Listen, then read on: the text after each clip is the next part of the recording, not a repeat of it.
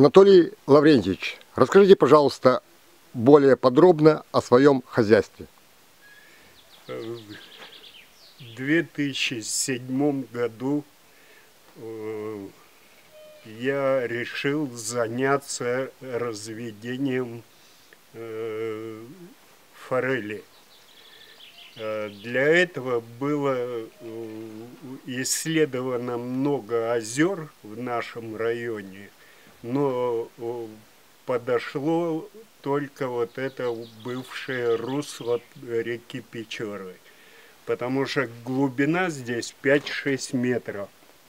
Бьют родники. Она не сообщается с Печорой, она закрытая, 14 гектаров воды. Значит, площадь этого озера. Значит, в 2007 году мы запустили уже взрослую форель в 2 садка в общем количестве 5 тонн. Навеска была 350 грамм. Значит, форель хорошо себя вела, зимой ей не мешал этот лед, потому что там, где мы ее кормили, она не давала зарасти этому льду. Значит, на следующий год мы добавили еще 2 садка и маленькую уже форель взяли 25 тысяч штук. Вот, и довели ее до где-то грамм 100-150.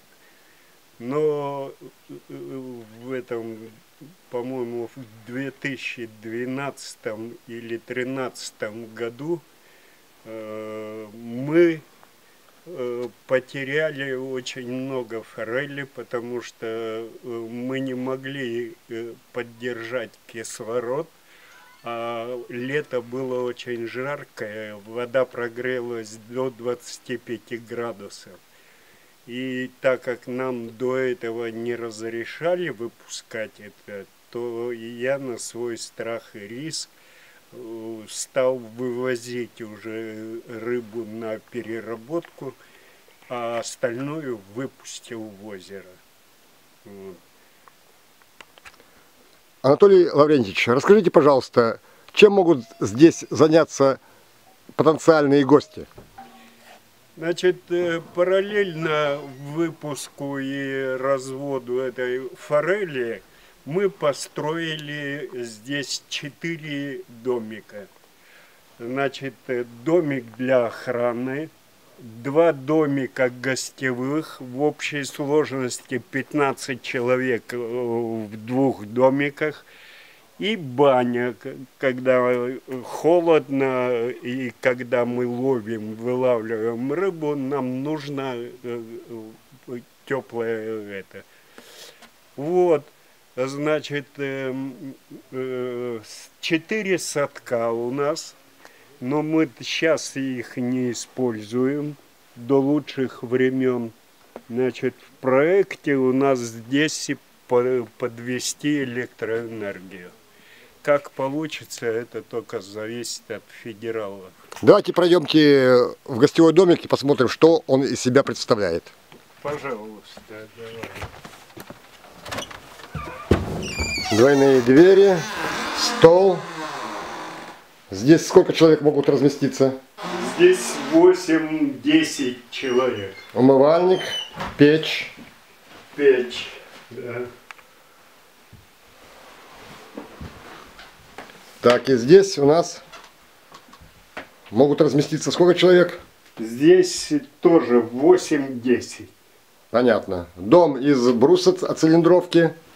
Тепло, светло, и мухи не кусают. Так? Да. Из окна видно у нас что? Озеро. Озеро. Анатолий Лаврентьевич, скажите, пожалуйста, какие трудности и проблемы возникают в связи с арендой этого озера? Проблемы у нас большие и регулярные.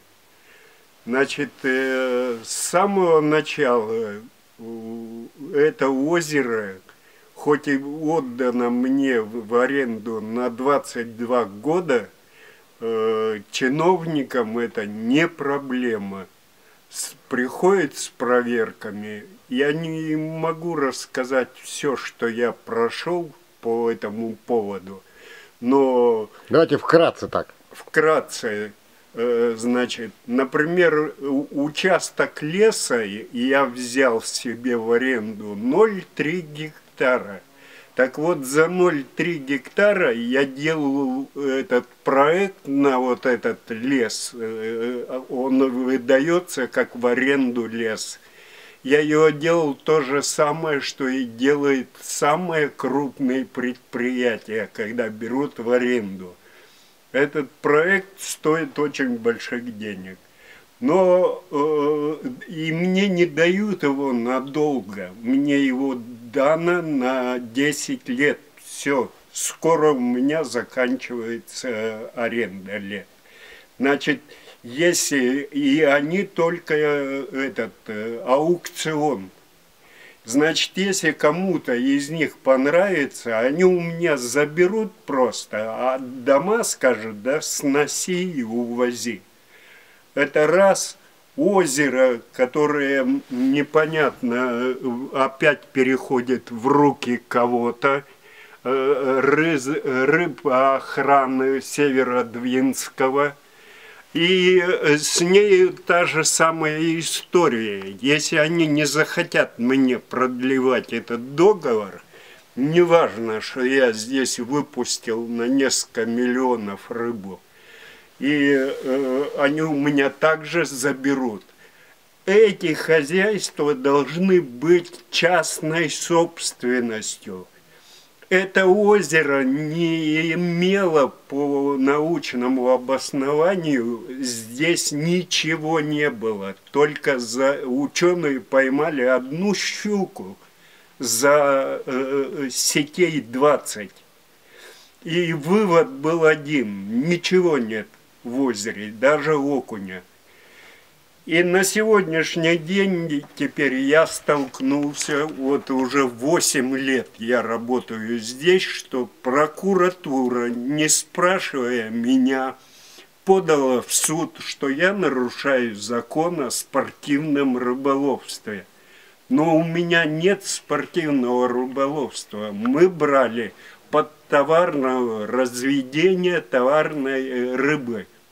И вот сегодня еще суд перенесли, я еще должен оправдываться. Понятно. То есть уверенности в завтрашнем дне Нету. Нету. озеро Ват Троицко-Печорского района. Хозяин Анатолий Лаврентьевич. Анатолий Лаврентьевич, вот то, что вы ожидали первоначально от того, как вы будете вести здесь хозяйство, и что сейчас на самом деле, как вы можете характеризовать? Я, конечно, мечтал. Это моя мечта, видать, это изнутри, это не мое желание. Но мне так нравилось рыбой заниматься. Я такой построил цех коптильный. Несколько лет подряд выбор покупателя всегда признавал нашу рыбу лучшую. Все это пришлось закрыть. Все это убытки. И я не постоянно в судах, и постоянно меня пытаются какие-то штрафы. В общем, я беспокоюсь. Если бы это было мое, узаконенное мое, кто бы мог сюда просто так прийти из этих чиновников и устраивать здесь свои эти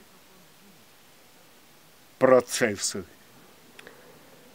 Да, перспектива том, о чем вы рассказали, в итоге вот психоэмоционально, интеллектуально не позитивные, да? Не позитивно. То есть получается, вместо того, чтобы помогать, чиновники и власть что делают? Мешают. Да. Мешают. И остается Мешает и что? сильно. В омут с головой. В омут с головой.